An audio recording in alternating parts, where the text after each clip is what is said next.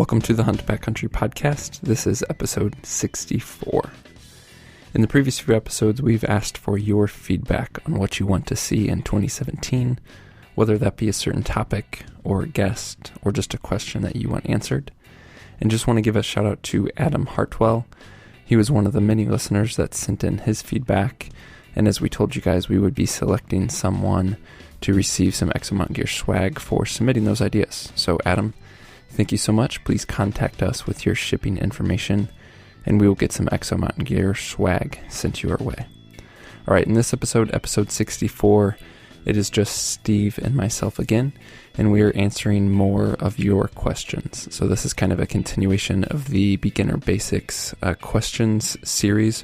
Hopefully you guys enjoyed the first episode. This is the second Q&A specific episode, and we dive into some great topics. Also, just want to give you a heads up about the next episode, kind of in this Beginner's Basic series, but it's not a Q&A, at least not your questions and our answers. This is going to be an episode with you, essentially, with an everyday listener, someone who contacted us, who kind of told us his story, and said that he would love to see some more interviews or content from everyday guys. And I basically said, hey, it's your idea. You have a great story. Let's get you on the show. So this next episode is going to be really cool as we talk to somebody who went on their first Western hunt last year. It was an elk hunt. They did find success, were able to kill a bull, but it wasn't all smooth sailing. They learned some lessons along the way, learned a ton about the process, everything from what information was valuable before the hunt to things they learned during the hunt, and then how they are preparing now after the hunt, what they learned, what they did right, what they did wrong. It's going to be a great episode, so come back for episode 65. But let's go ahead and dive into this one, episode 64. As always, guys, we would love to hear your feedback. You can email us to podcast@exomountgear.com, or please, if you're enjoying the show, consider leaving us a review on iTunes. And here we go. Episode 64, your questions, our answers.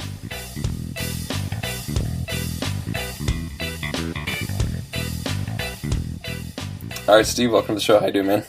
I'm doing really well, man. It's just another January day here, and just dreaming heavily of hitting the backcountry or getting out and bear hunting or something. I got the winter itch going on for sure. Yeah, I had a 4-day weekend with work, and I was so excited to get out, and it iced and rained the entire time, so I was stuck inside doing honeydews and remodeling my daughter's room and playing with tools instead of outside playing in the outdoors, so hopefully next weekend. Yeah.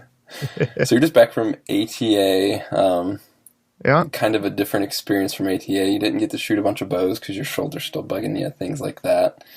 But anything else that stands out? Anything cool or noteworthy? Any trends? Like I know last year, I guess I should say this is the first year I haven't been to ATA in 5 years or so. But last year, like a big trend is when it seemed like every company and their brother was coming out with a proprietary camo pattern.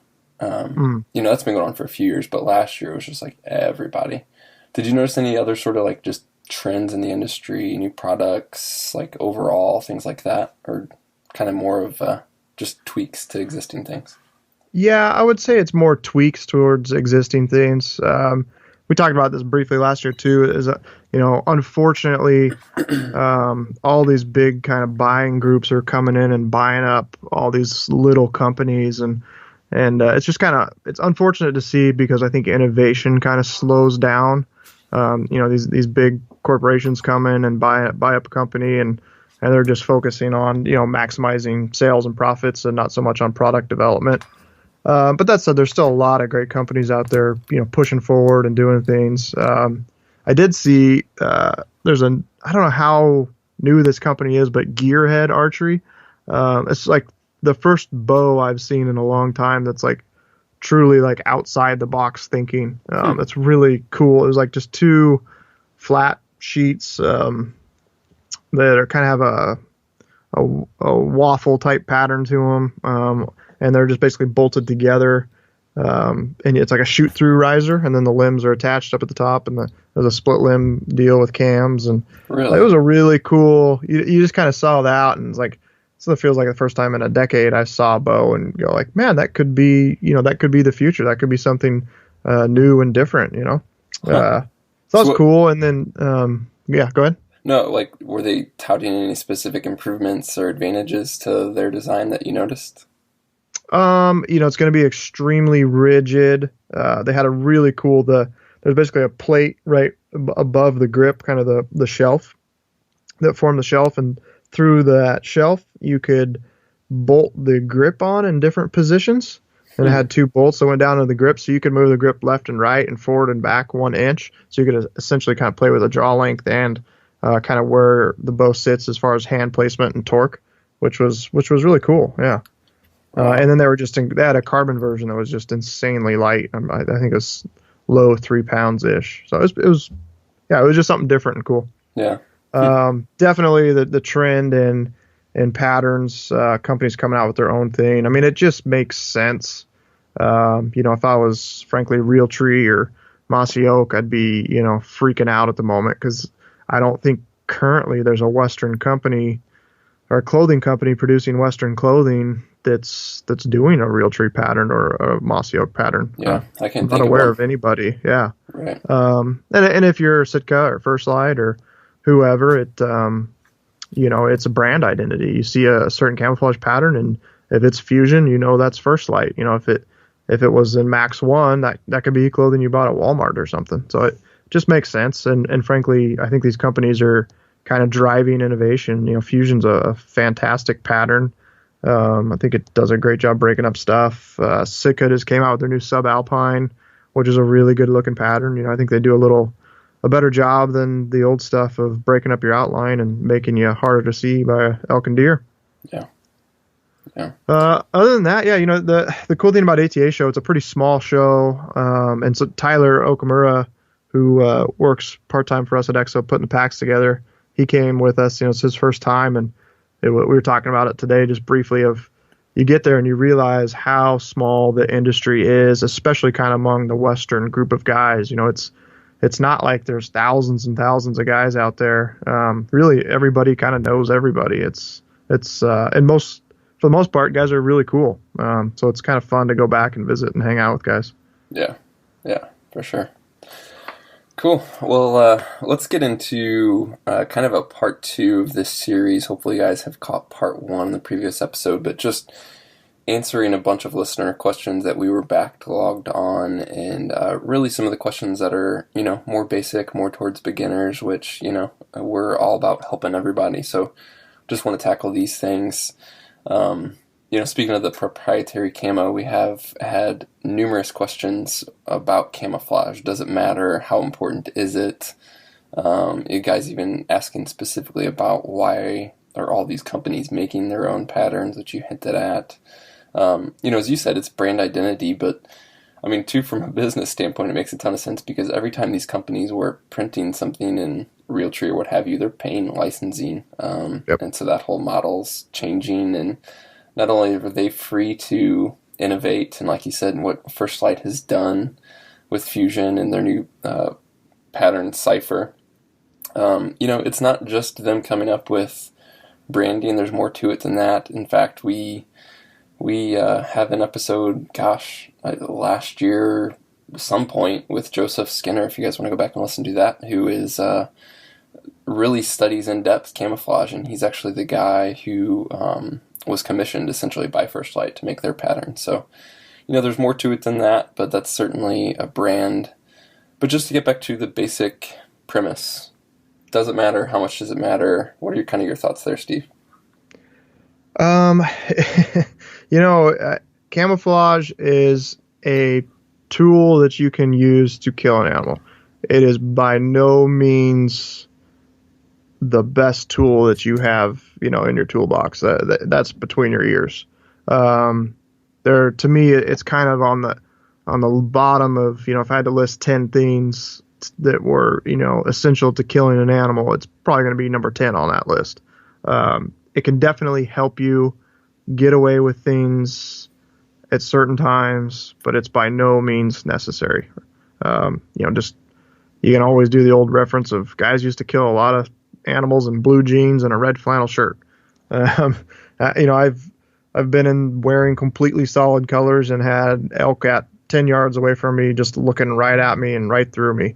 I think if they can't wind you and they really can't, they don't see you move, you're going to get away with a lot. But I think where camouflage can help is if you do move and maybe they catch movement and then they start staring your direction, then they can kind of, they'll stare at you and then maybe assume you're nothing if the camouflage is a good pattern and it's breaking up your outline. I guess that's my stance on it. It's something nice to have, just like selecting the right broadhead or the right bullet, but by no means is it absolutely necessary. Yeah. Or do you find it to be more important, at least for the hunting that you've done on like muleys versus elk, for example, when you're in more of a stalking situation than maybe hunting the timber and then a calling situation for elk? No, I wouldn't say so. Mule deer and elk, they're both going to have, really good vision. Mule deer, I feel like you can't get away with anything. If they don't care what pattern you're wearing, if you're within 50 yards and they catch you move, you're SOL. And elk, you seem to get away with more. Typically you're going to be more cover, more timber, and stuff behind you, brush and stuff like that. So, I don't know if one matters more than the other. Yeah, for sure. I've certainly had, I waffle on the question because I've had so many experiences like, no, it doesn't matter at all. I mean, I've had animals close and I was wearing, solids or some form of, and then there's been times where, I've known that it's made a big difference in having animals really close and literally, having them look through me. And even after, like you said, a brief bit of movement, they're still just confused and not sure what they saw or what they're seeing. I think it depends on the situation. As you said, it can be helpful. It's certainly not, up there in terms of what's really most important. And, it's definitely not important as your hunting approach and your skills and your smarts and all the basics for sure. So I think a good way to put it would be if I had to have the decision between wearing like nicer, more technical clothing that was solid or wearing cotton camouflage that I bought at Walmart, it'd be no question I'd wear the solid stuff because the clothing itself, is going to perform better and allow you to stay out there longer and probably give you more of an advantage. Yeah, that's a good point. All right, so all that said, it's clearly not the most important, but, gun to your head, you have to choose some camo. What are you reaching for? We've worn ASAP for a long time. It's a phenomenal pattern at breaking up your outline. And then we switched to Fusion a couple years ago, and frankly, I wear brown pants and then a Fusion like top, and I've had good luck with that. I've had plenty of animals. Like I said, you never know if it's the pattern or it's just the surroundings and the environment. And I've had animals close by and not been busted. So Fusion, and then I think we're gonna play around with the new Cypher pattern this year as far as it's designed a little bit more for the Western hunter, kind of dry climates. Yeah, cool.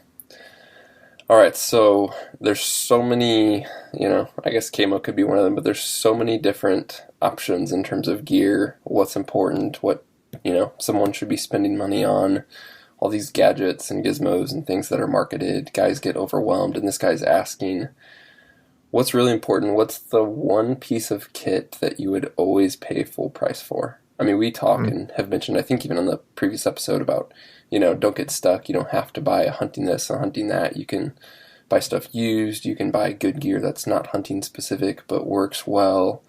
But when it comes down to it, what's the one important thing that you are always going to spend money on and pay for quality? I think we mentioned this on maybe it was the last podcast that hasn't aired yet that we recorded, but the top of the list are boots and packs.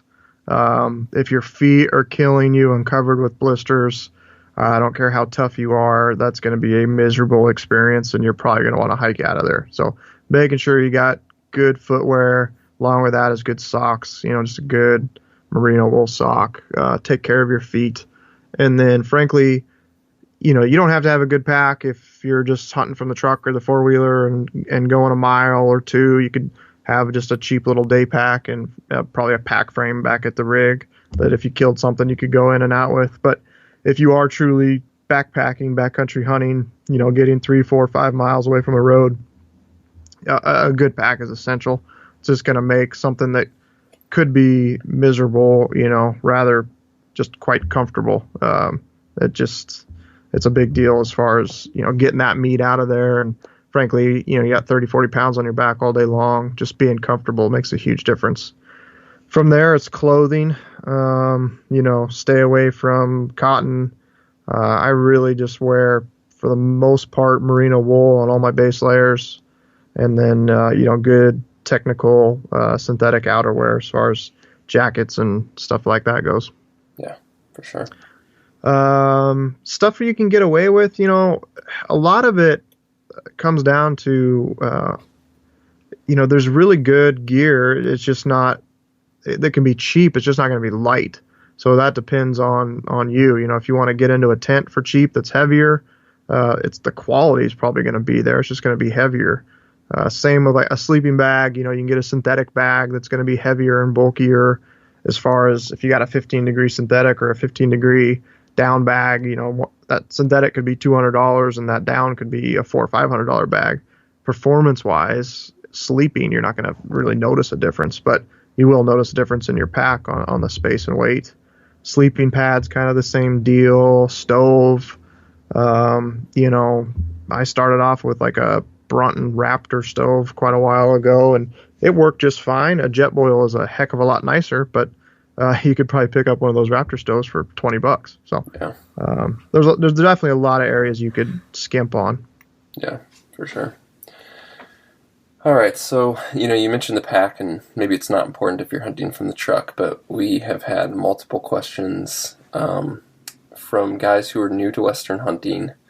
They're struggling to find a hunting partner or someone to go with that's willing to hunt the way that they want to and get into the backcountry, things like that. And they have questions about packing out game solo. Mm-hmm. It's such a loaded question, especially for someone who's never done it. And I mean, my first bit of advice or answer is to say, don't do it. but I know that puts guys in a bind, because there's guys out there who are just, they're dying to do, the backcountry elk hunt or what have you, and they can't find somebody to go with. I'm not saying it's impossible, but at the same time, if you haven't done it, you almost can't comprehend how much work it is until you've done it, and especially being solo. What are your thoughts? It's absolutely doable. Definitely be in shape, be smart about where you're hunting, right? Don't start at the top of a ridge and drop 4,000 feet down in the bottom and kill an elk down there. I would pick a place where you could hit a trailhead that works up a canyon, so anything you kill is going to be a downhill route out of there. It's my elk this year. It wasn't super far from the road, or from the trail. But it was doable. Killed it at night, and quartering an elk by yourself is kind of tough, and then kind of handling those quarters and getting them up into a tree and letting them cool down isn't easy either. But from there, just take your time. Don't overload yourself. If I'm by myself, I'm going to do more lighter trips. Just, the probability of getting injured when you got 140 pounds on your back jumps up pretty high. Trekking poles, definitely, I highly, highly suggest, even if you're not going to pack them when you're hunting, have them in the truck so that you can, they can help you pack it out. They just make you so much more stable, help take the weight off your knees, when you're going down steep hills. So I would highly recommend a trekking pole. Other than that, yeah, it's just gonna be more work, but it can be done for sure. And especially deer. Most guys, if they have a fairly light camp, can pack out a deer in one trip. Again, you're going to be 120, 130 pounds on that load, but it's definitely feasible. Yeah. Would you, in a situation where you're solo and packing out an elk, are you doing any sort of shuttle strategy in terms of meat and doing sort of like a frog hop approach? Or are you taking a load all the way out to the truck, coming all the way back? How do you break that up? Or I guess it might depend on, the terrain and how much ground you have to cover. Yeah, totally terrain and how much ground. I've killed a couple elk in the past where they were down in a hole, and so you had to like 1,000-foot climb to get up out of there, and then once you hit the ridge, it was kind of down and out like 3-4 miles. I got all the meat to the top of that ridge because in theory you're going to be, you have the most energy and have the freshest legs at the beginning of that. So I got all the elk meat to the top of the ridge, hung it up, and then from there I shuttled, made trips back out to the truck. So that was a good strategy for doing that. But again, if it was just kind of a short up and then down out to the truck. I think it's just a judgment call. Yeah. And what are your thoughts on, and again, I guess I'm trying to cater this to guys who are new to it and maybe haven't done it, but what are your thoughts on killing an elk in the evening and it's a decently cool evening? Should they wait and get some rest overnight if they can get that elk hanging and cooling? Should they try and get to work right away, pack through the night? Is it, completely up to the individual? Any pros and cons that jump out at you in those situations? I would never waste a trip, number one. So definitely, my elk this year is exactly what I did. I killed them right at dark. Took the hour or so it took to get them all quartered up. Got all the quarters and, neck meat, back straps, everything off in bags, hanging. And then that first night I took out both front shoulders, went back, went to camp. It was freaking cold, 30 degrees. So that's not an issue. But that, even if it was, 40 degrees or 50 degrees at night, I don't think there's any reason to pack through the night. Unless you're, even hanging in a tree, you're probably just fine. If you were in really bare, dense country, that might be a consideration. But it's, as long as you get the quarters away from the gut pile, it's definitely, I pack the quarters probably 7,500 yards away from the gut pile so that, if a bear's going to come in, he's going to go to that gut pile and not to your nice clean quarters hanging in the tree. So, so I just got it quartered, hung, did the two fronts, and then came back the next day and 2 more trips, packed out the rest. Yeah, cool. So this is a question that we've gotten a few times, and it might be a short answer, but ideas and input on trail cameras. What features do you need? What do you don't? Where's the best place to set them up? What time of year? How often should you check them, etc.? I rarely use trail cameras. That's why I thought it might be a short answer. The last one I did was on my mountain goat back in 2014. I put one up in a saddle just to kind of see what was crossing through that. It's a real high rocky saddle with the trail going through it. And crazy enough, I got elk on the camera, which blew my mind. But I rarely use them. And in some states, I think Montana, it's illegal to even use them. So they're definitely a good asset. I think, for us, we don't have a lot of value. It's not that there's a lot of value, but if like for mule deer, if I was going to go scout somewhere, I mean, everything's a day trip, hiking in and scouting and coming back out. If I was to leave a camera there and then end up finding a buck some other place, it'd be a whole trip I'd have to make to get back into that country. So it's a little different than walking out, in the whitetail woods behind your house and set one up. It's be a lot more effort to get back and get one out. So yeah. And then you think of elk, and gosh, I mean, you might be checking them.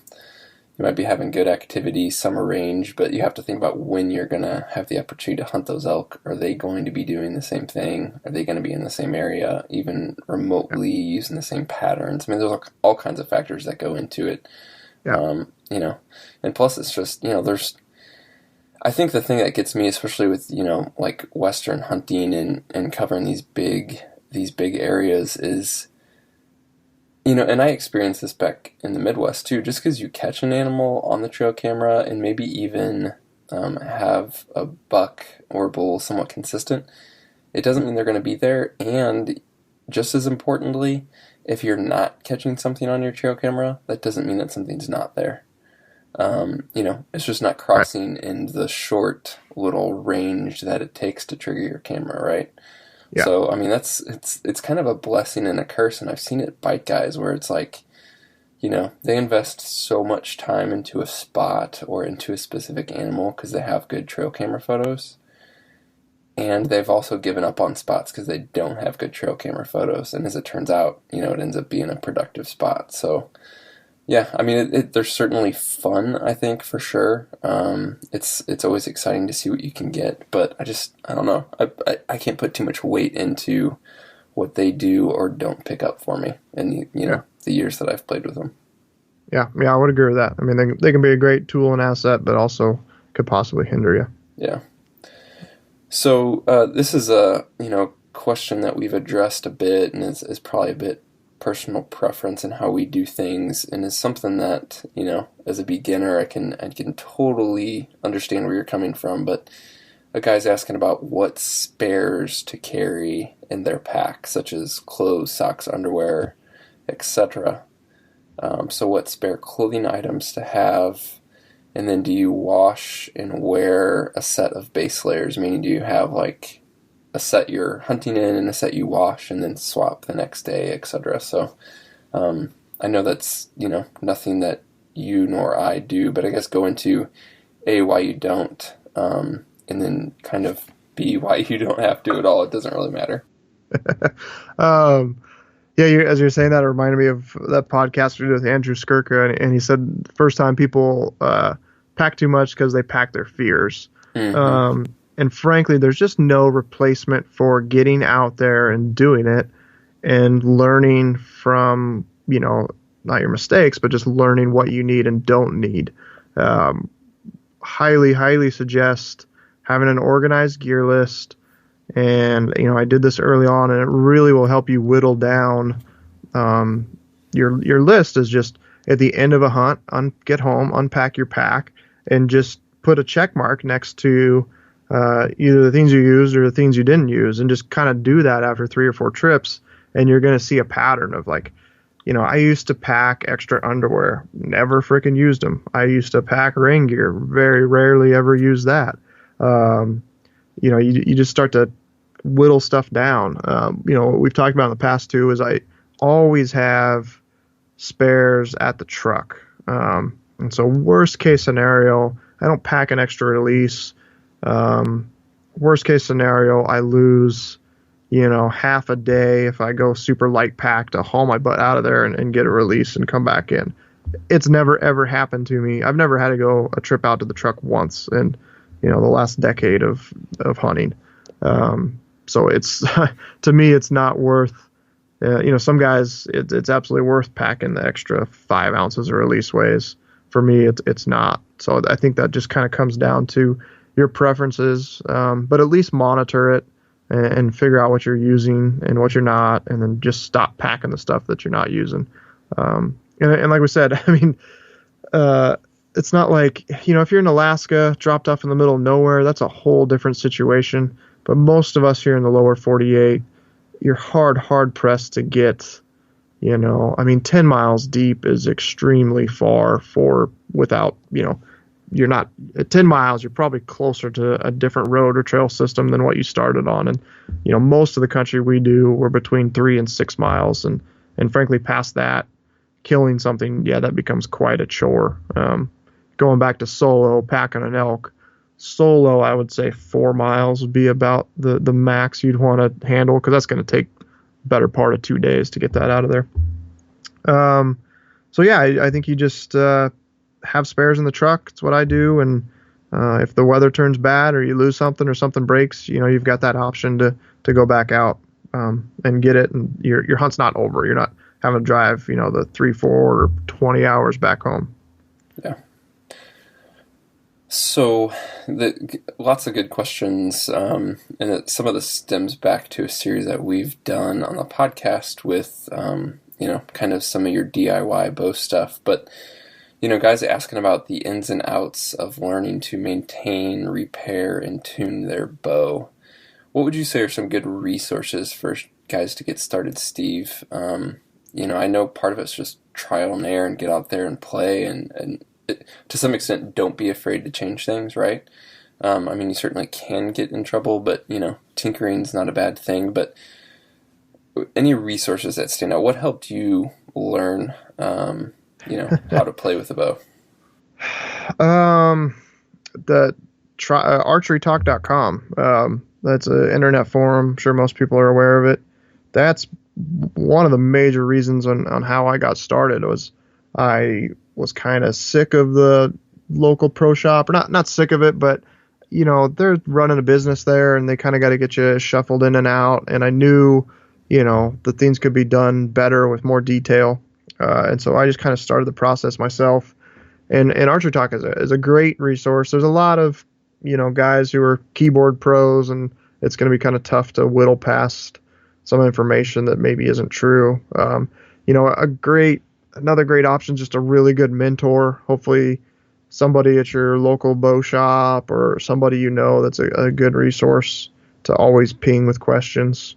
That's a good avenue to take for sure. And I know there's some good tuning like DVDs out there. None of them come to mind, but I know they exist, where some people have put some videos together really covering, how to work with your bow and put it in a press and do the cam timing and set everything up. So it's definitely, you just kind of got to jump into it like everything else. It's not easy, but if you put some time and research into it, you'll be able to figure it out. One thing I would say as well is, if you're truly new to archery, truly new to understanding your bow and what you can do with it, make sure that the information that you're seeking out is relevant to your system. And that comes in more specifically with tuning. But if you get to the point where you're tinkering with anything in terms of the cam, for example, make sure that you're not reading some post on Archery Talk about a guy talking about a prime cam system and how to set that up, and you're shooting a Hoyt, or you're on a solo cam and they're talking about a hybrid cam, things like that. And that's obviously very basic, but for you guys who haven't, dove into that deep and have maybe no idea what I even just said, just make sure that you are, finding information that's relevant to your bow. And I would echo that Archery Talk is a great resource for that, no matter what kind of bow that you shoot.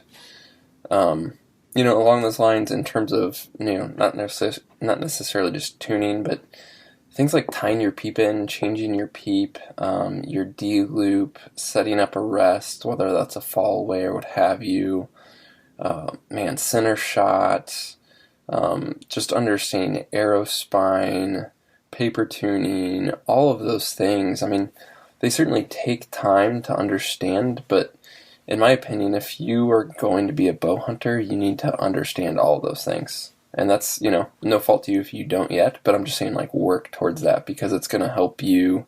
It's going to save you so much time, trouble, and money if you're more independent in terms of doing those things. Yeah, absolutely agree. What are some, not just resources, but what are some of the tools, physically, that you find super valuable, Steve, in terms of working on your bows? As far as tools go, there's not a whole lot that you need. Really, a good Allen wrench and a bow press, and that pretty much is going to have you covered. You can go. I'm trying to think of stuff I've got. Arrow saw. As far as leveling goes, I just have a 3-foot carpenter's level that I use. Most guys are going to have that in their tool bench out in the garage. Gosh, there's not a whole lot. Yeah, a lighter for tying your D-loop and tying in your peep, melting the strands. That's kind of it. I'm sure there's a few things I feel like I'm missing, but a press is a tough one, because there's some cheap ones out there, but they are cheap. I honestly don't even know a good recommendation on a press at the moment. I know there's a company called Easy Press that makes some really nice ones, but I think you're looking at, $400 or $500. They're Last Chance Archery. They have the Easy Press, and their basic press is going to be about that. I think about $400, and unfortunately, it's, I think, one of the cheapest legit real quality presses. Beyond that, you're getting into more of a cable type press, an emergency bow press, a field press. But in terms of something worthwhile to install and actually work on bows, that's kind of the cheapest price point, I think. What's the Oh man, I'm trying to think of the really cheap cable one. Um, I'm drawing a Um, blank. yeah, I know it's not the Apple one. Oh, Yeah, there's like the bow constrictor. That's a cable press. Yeah, there's a few out there. I think there's even guys. Speaking of archery talk, I think there's even oh, guys on archery talk making them now. yeah. So the Bowmaster bow press. Bowmaster. Okay. Yeah, they're $37. I just had a guy email me wanting to get into working on bows and asked if that was a press that would work. And frankly, the answer is no. Yes, technically it works, but it's such a pain in the butt to use. It's really an in the field emergency type situation. Yeah. If you're going to Alaska and getting dropped off in the middle of nowhere, that'd be a good thing to have in your gearbox. But as far as working on a bow at home, you probably want a real press. So. And there's probably some guy like listening right now who uses that cable press, and he's like, "It works just great." Yeah. But I guess the difference is, especially, I mean, it's inherently a bit more dangerous, especially if you don't know what you're doing, and just the time that it takes, especially when you come to making tweaks and changes, and you're like, "Oh, I just need to put a half twist in here." And Yeah. you're using that cable press, like those types of tinkering, like you're exponentially taking the amount of time to make minor changes, and Yeah. in the end, it just becomes a huge pain. Yeah. If you just need to set a peep sight, that's one thing. But yeah, if you're actually tuning your bow and working with the cams, it's quite a pain in the butt. Yeah.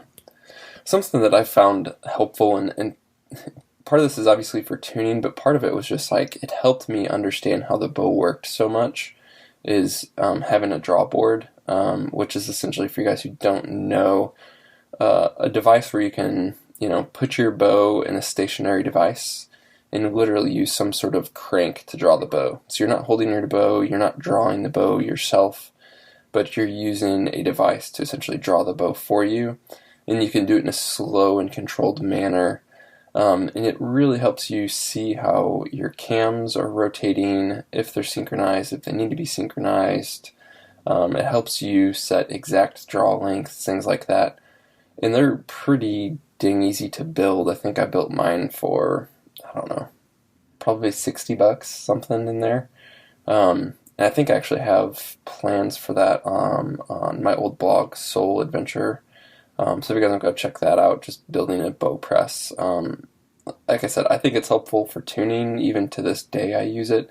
But it was just super helpful for me, especially as I was just learning these things of, like, how does it really work? What's draw length really doing? How does draw stops affect things, whether they be cable stops or limb stops? And I think it's incredibly valuable to have, and it's something that you can, like I said, build for cheap, and something you can kind of just store away in a corner and use it when you need it. So that's super helpful. Yeah, I definitely miss that one. It's absolutely essential if you really want to get into tuning and working on your bow is having a draw board. Mine's just a boat winch. I think I bought from Harbor Freight Tools for $20, and then you need a good scale, which there's a handful of models out there that work just fine. Yeah, I mean they're dirt cheap on Amazon these days. Yeah. What else? Oh, in terms of paper tuning, guys get sometimes complex with that and like build these elaborate stands and spool fed paper reels and all kinds of stuff, which is heck, if you want to go for it. My go-to paper tuning setup is a really big box with a hole cut in it.